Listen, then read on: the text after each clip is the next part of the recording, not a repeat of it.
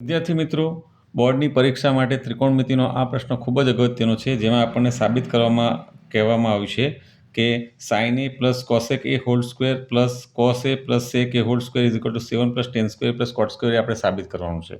તો વિદ્યાર્થી મિત્રો, આ બરાબરની ડાબી બાજુ જે લખેલું છે એ આપણી લેફ્ટ હેન્ડ સાઈડ કહેવાશે, બરાબરની જમણી બાજુ લખેલું છે એ આપણી રાઈટ હેન્ડ સાઈડ કહેવાશે.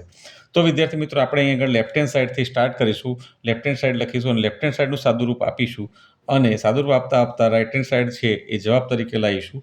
ધેરફોર લખીએ આપણે લેફ્ટ હેન્ડ સાઈડ બરાબર sine A plus cosec A whole square plus cos A plus sec A whole square.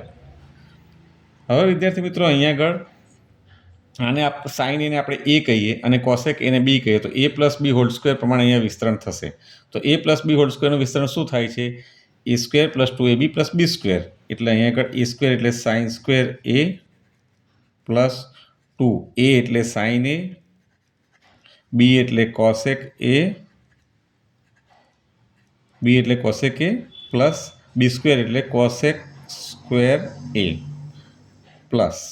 હવે એ જ પ્રમાણે અહીંયા આગળ આ કૌંસની અંદર કોસ એને આપણે એ કહીએ અને સેક એને આપણે બી કહીએ તો અહીંયા પણ એ પ્લસ બી હોલ સ્ક્વેર પ્રમાણે વિસ્તરણ થશે. તો આપણે એ સ્ક્વેર એટલે કે cos square A plus 2ab, 2a એટલે કોસ એ, બી એટલે સેક એ પ્લસ બી સ્ક્વેર એટલે સેક સ્ક્વેર એ.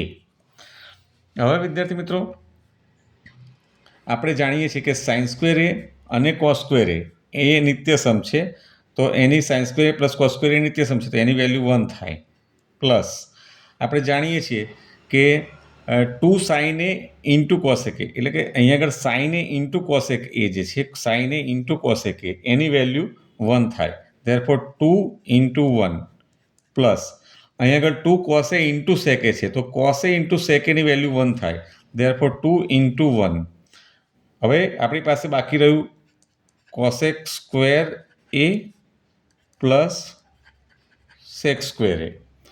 હવે વિદ્યાર્થી મિત્રો, અહીંયા તો 1, 2 એકા તો 2 થશે, 2 એકા પણ 2 થશે, પ્લસ કોસેક સ્ક્વેર એની જગ્યાએ આપણે નિત્યસમ મૂકીએ 1 પ્લસ કોટ સ્ક્વેર એ અને સેક સ્ક્વેર એની જગ્યાએ આપણે નિત્યસમ મૂકીએ 1 પ્લસ ટેન સ્ક્વેર એ.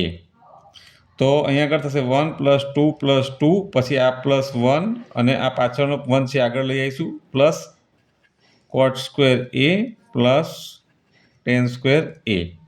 તો હવે વિદ્યાર્થી મિત્રો, અહીંયા આગળ 1 વત્તા 2 એટલે 3 ને 2 5 ને 2 7 થશે, તો 7 પ્લસ ટેન સ્ક્વેર આપણે આગળ જોઈએ છીએ એને આપણે આગળ લઈ લઈશું, ten square A plus cot square એ બરાબર રાઈટ હેન્ડ સાઈડ આવી ગયું છે. ધેરફોર વિદ્યાર્થી મિત્રો, આપણે કહી શકીએ કે left hand side is equal two right hand side, અને લેફ્ટ હેન્ડ સાઈડ બરાબર રાઈટ હેન્ડ સાઈડ થયું. ધેરફોર આપણે આ જે આપણને પ્રશ્ન આપ્યો છે એ સાબિત કર્યો કહેવાય.